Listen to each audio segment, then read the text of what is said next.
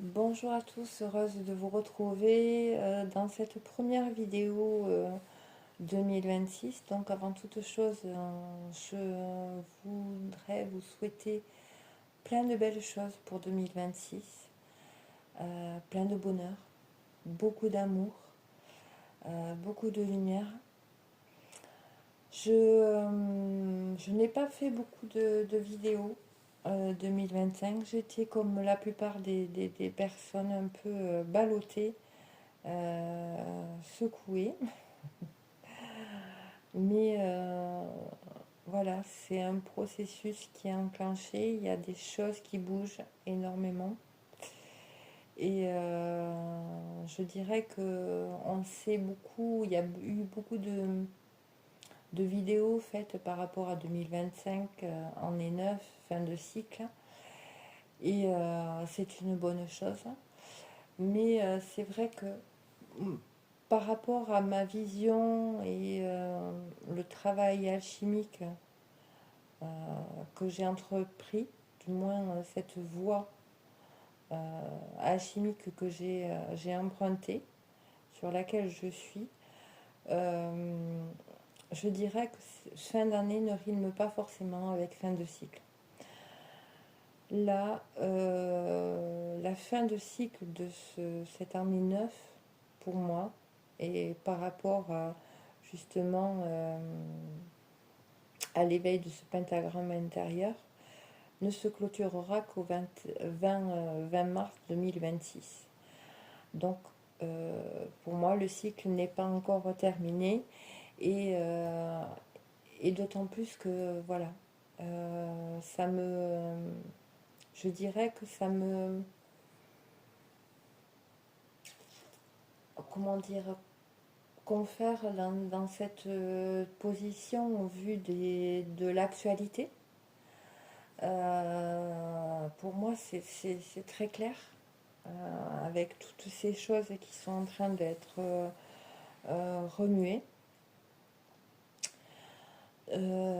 Donc, pour ma part, ce que je peux vous partager, c'est que si justement je m'en réfère à, à ce chemin alchimique que nous venons de rentrer depuis le 9 janvier dans la 5e ronde angélique ou ronde alchimique, et ce jusqu'au 20 mars, justement, avant de pouvoir entamer, à partir du 21 mars, ce nouveau cycle, donc de 2026. Donc pour moi, nous sommes encore dans cette fin de cycle 2025. Donc dans notre univers interne, nous portons ce qu'on appelle des demeures philosophales. C'est-à-dire on a des points à l'intérieur d'un corps, il y a des points. Et ces points, je dirais, ils sont compartimentés en 5 parties. Les 4 premières parties sont appelées à recevoir une qualité distincte d'essence en fonction des 4 éléments. Le feu, l'eau, la terre, l'air. Voilà. Ces 4 premières parties, elles vont recevoir en fonction des 4 éléments.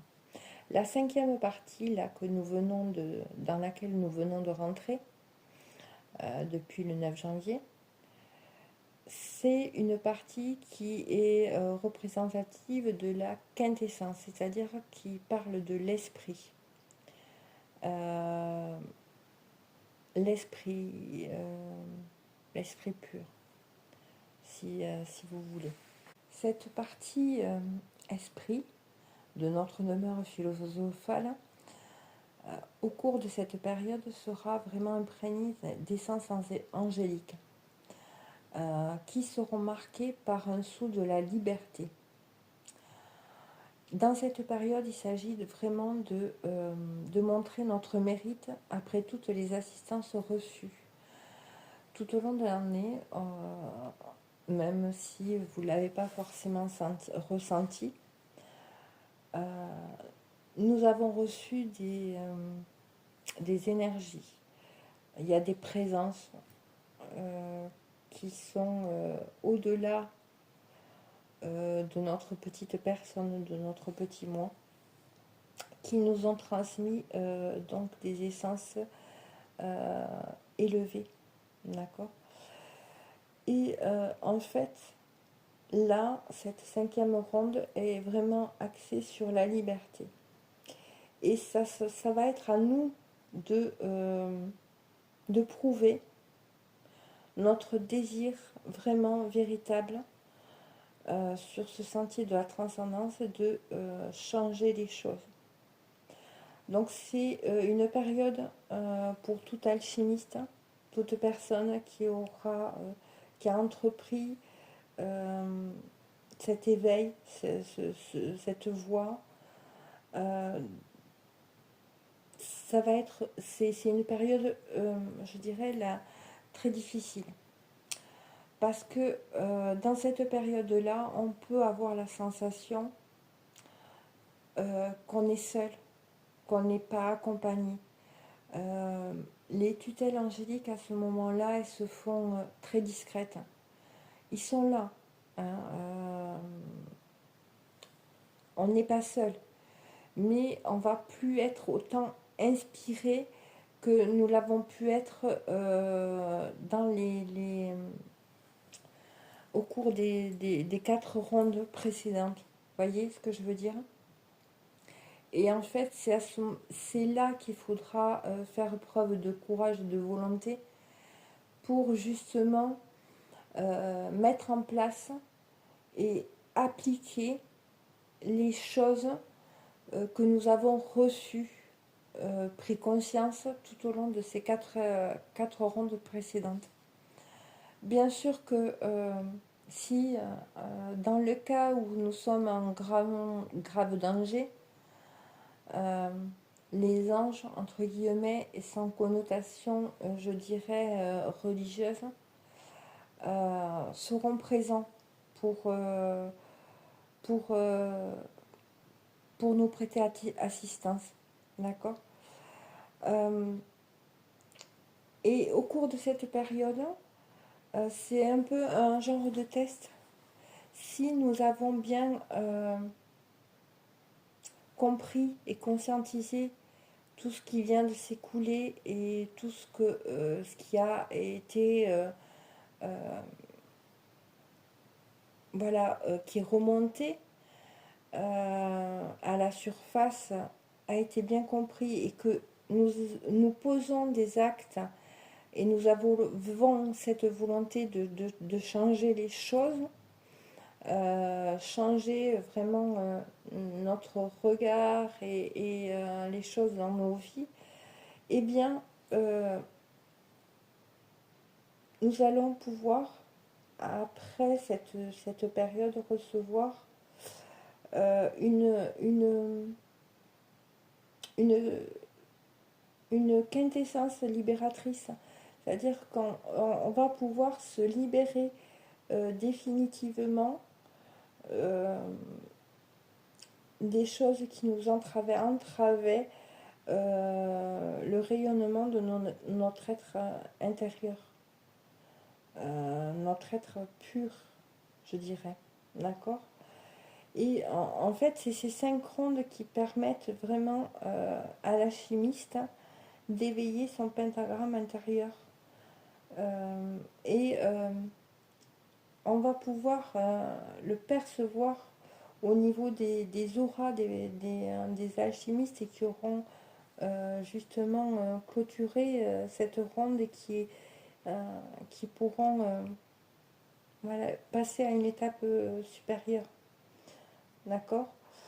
Donc c'est la voie royale de la réalisation.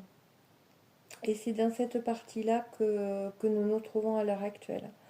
Il faut savoir que l'âme humaine a besoin d'un minimum de 40 jours pour assimiler une expérience particulière. 40 jours qui correspondent au passage dans les 9 séphirotes ou cœurs d'ange, d'ailleurs.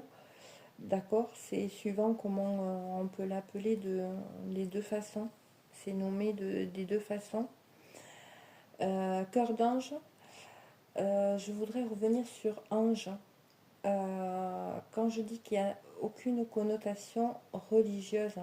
C'est dans le mot ange, il y a ange.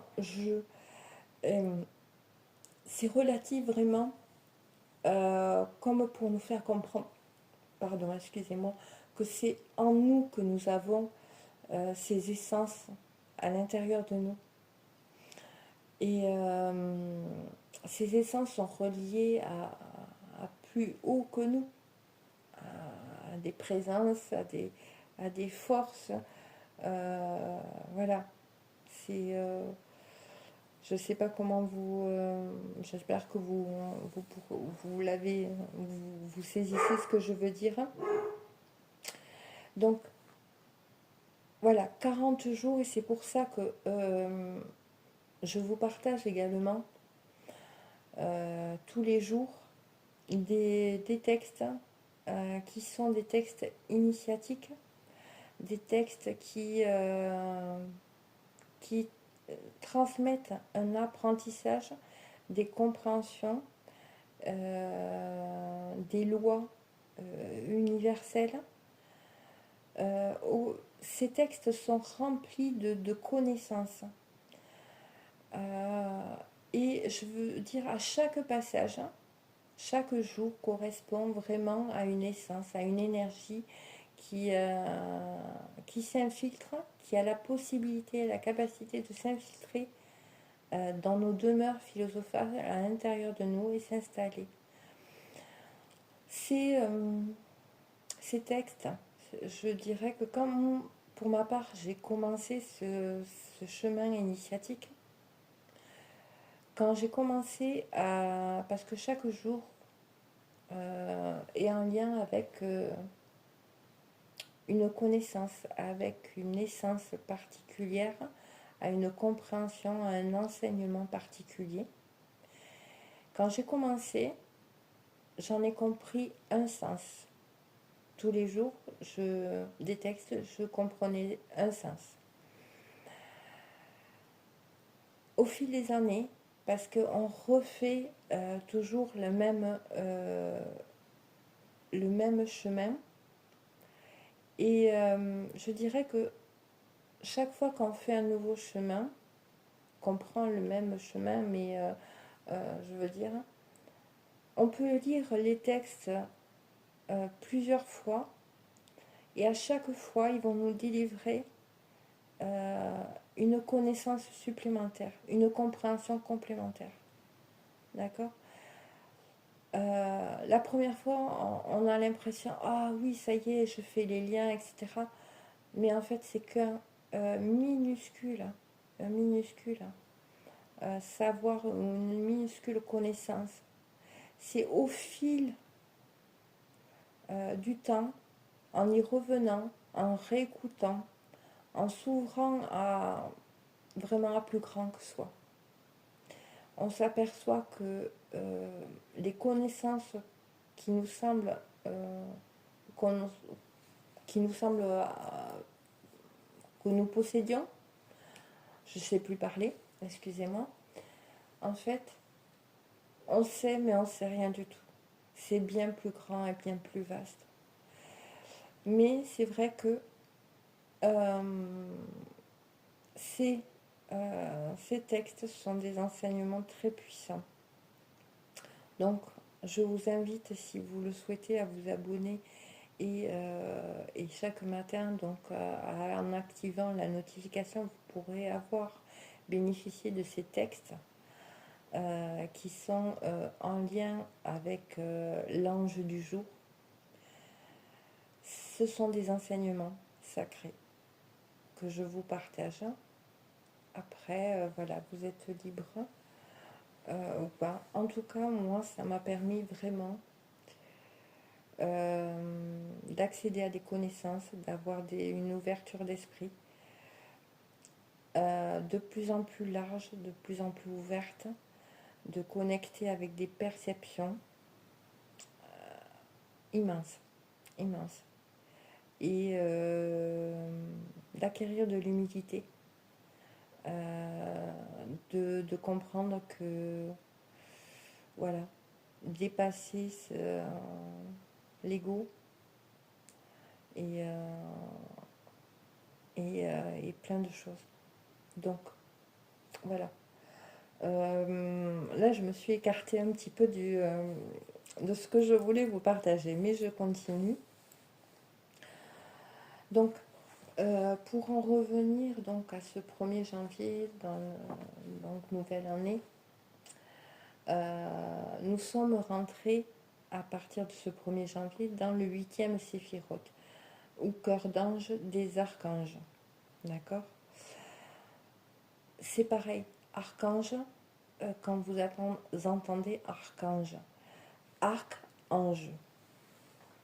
En fait, c'est les archanges sont là, ils font le lien entre le enjeu et l'extérieur. D'accord? C'est-à-dire que ce qu'on a à l'intérieur va se matérialiser dans des situations, dans des relations. Si on a l'humilité d'avoir cette compréhension que ce qui se joue à l'extérieur, au travers de situations, de relations, etc., vient de l'intérieur, et donc de procéder à cette alchimisation intérieure, eh bien, vous allez, je dirais, évoluer sur cette voie. Dans le cas contraire, on est amené à revivre des répétitions.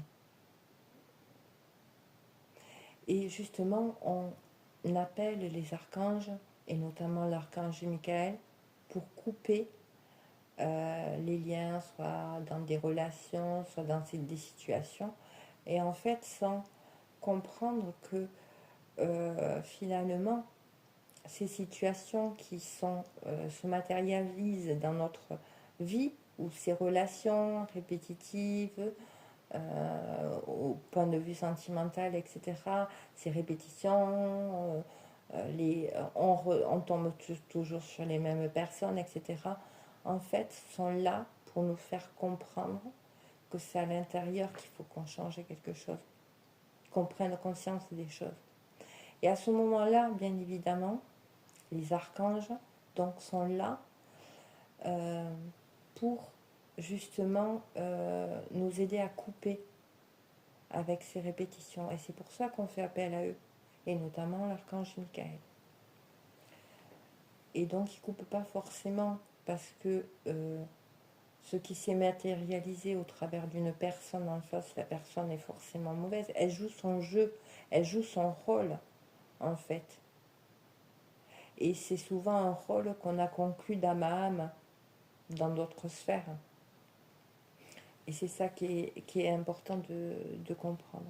Et donc ce 8e cœur, là, dans lequel nous sommes, et que je vous partage chaque jour des textes relatifs à ce 8e cœur d'ange, des archanges, pardon, il est chargé de mettre la vérité à la portée de l'humain.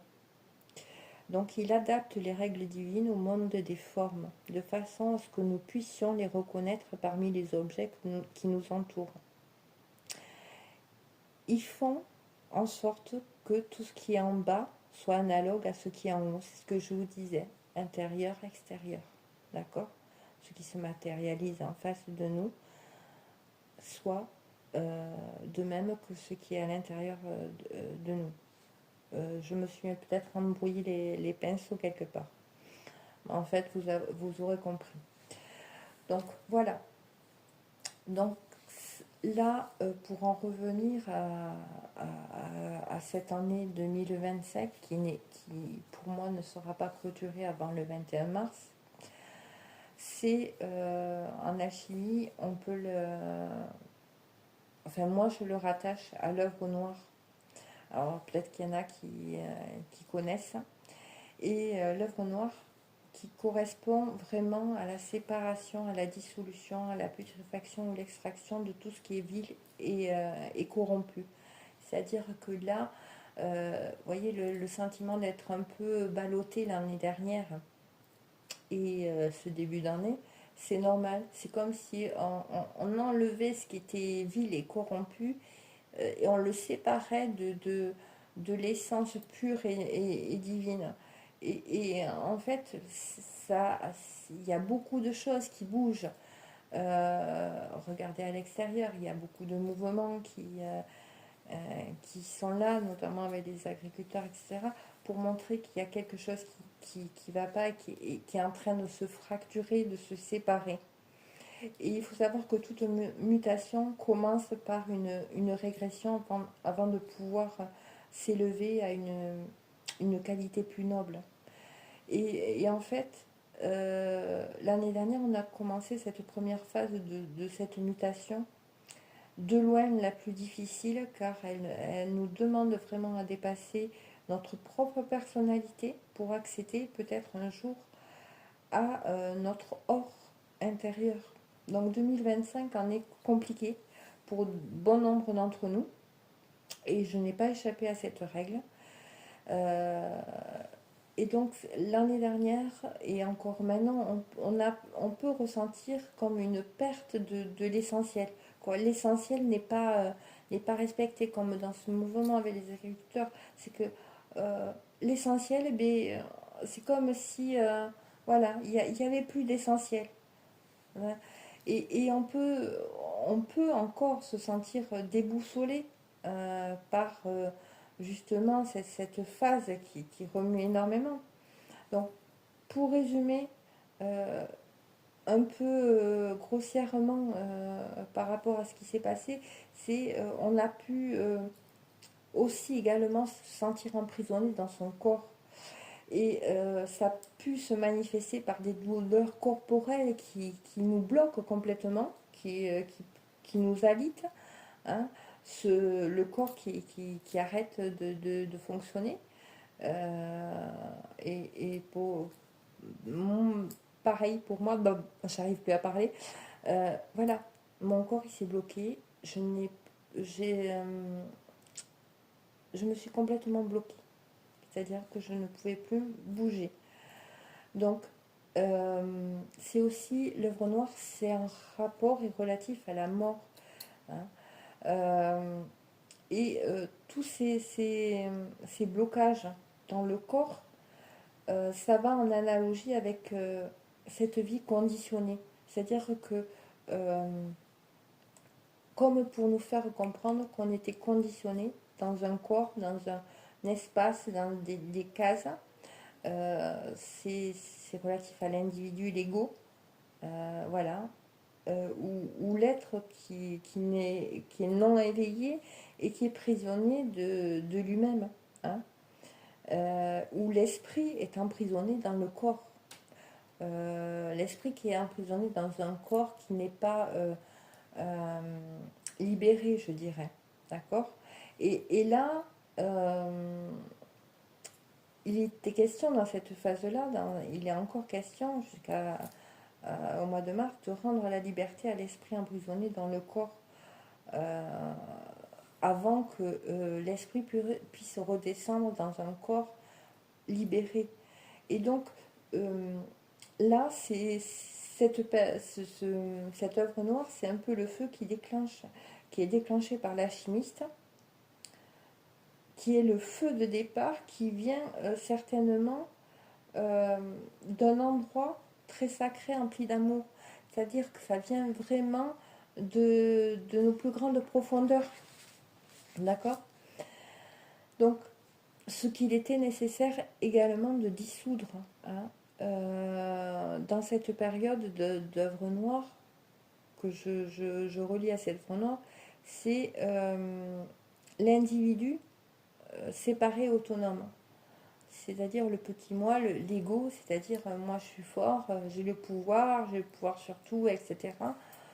Et, euh, et en fait c'est ça qui est en train de se dissoudre, de finir de se dissoudre, parce que c'est aussi celui c'est ça qui nous empêche d'accéder à notre être profond, universel et éternel.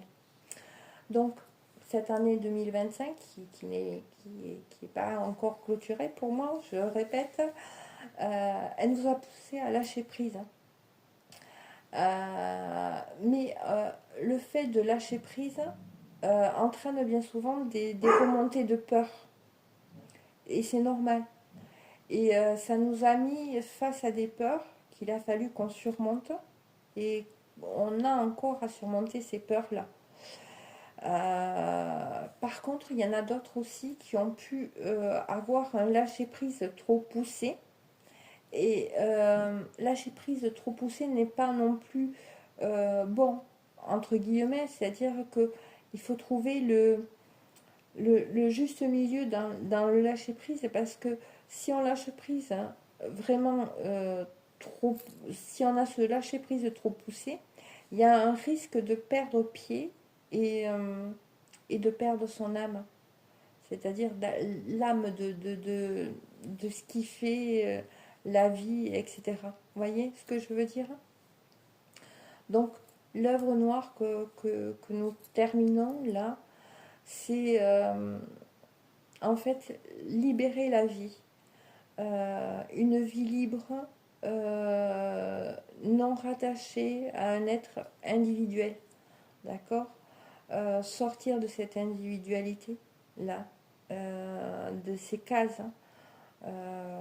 Et pour ça, ça nous demande encore de s'écarter de ces désirs, de ces passions, de ces pulsions, de ces instincts qui nous ramènent à la force de vie du moi individuel au corps, hein, dans notre petit moi. Voilà. Ces pulsions, ces passions, ces désirs, ces instincts, ils nous ramènent à chaque fois à notre petit moi, à notre ego, voyez, à notre corps. Et en fait, cette œuvre du noir, c'est l'épreuve du vide, c'est l'abandon de tout ce qui sont fondés sur nos instincts animaux ou animaux. Donc, le lâcher prise, hein, c'est vraiment lié à la conscience qui se libère de l'individualité. C'est-à-dire on sort de l'individualité. Et en fait, c'est ça qu'on est en train de clôturer. Et ces mouvements-là qu'il y a, euh, je trouve beau parce qu'il y a des gens qui se rassemblent. Ils sont plus dans cette individualité.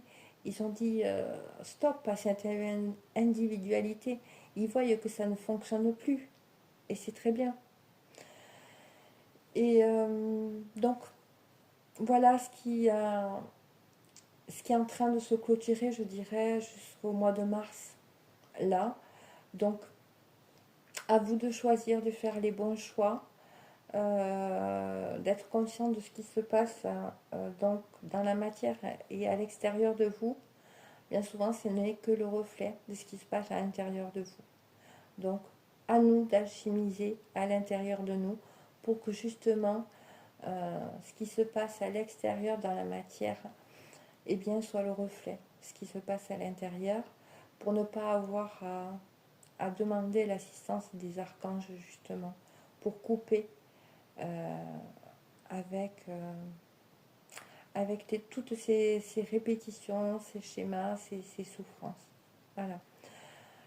L'année 2026, c'est la suite donc de cette œuvre au noir. Là, on passe à l'œuvre blanc qui va amener beaucoup de révélations. Tout ce qui était à cacher va se révéler. Vous voyez, là, on a secoué, on a séparé. Maintenant, tout ce qui avait été caché, que ce soit au niveau mondial, au niveau des médias, au niveau de tous les réseaux, je dirais, va se révéler, va ressortir cette année.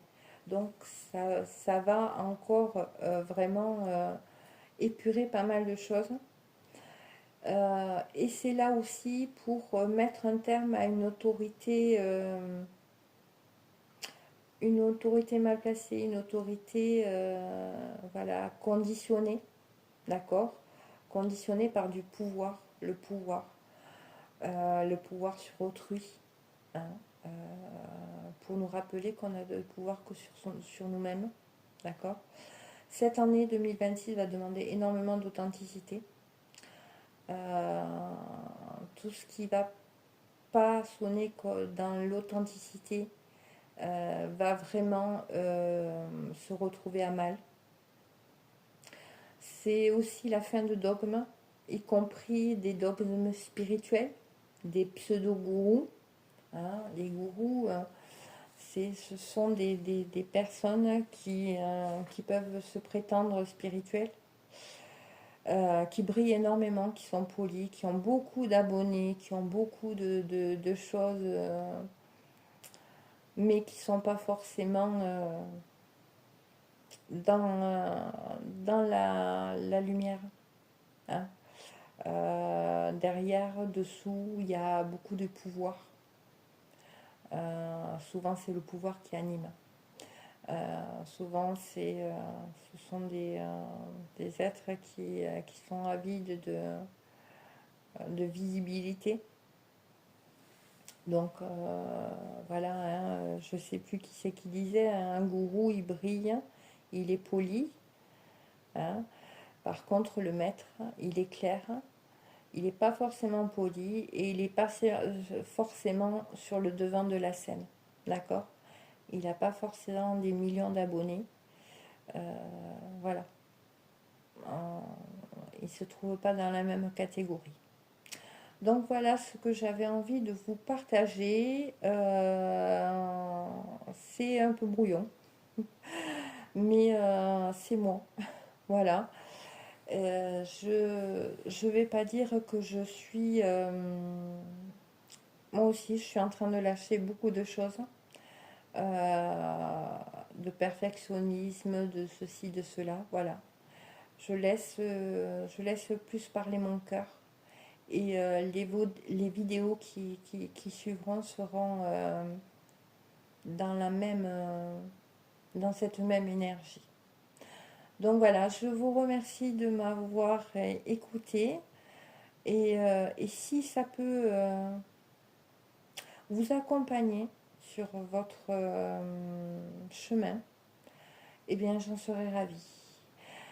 Je vous embrasse très fort et je vous dis à bientôt. Prenez bien soin de vous. Bisous.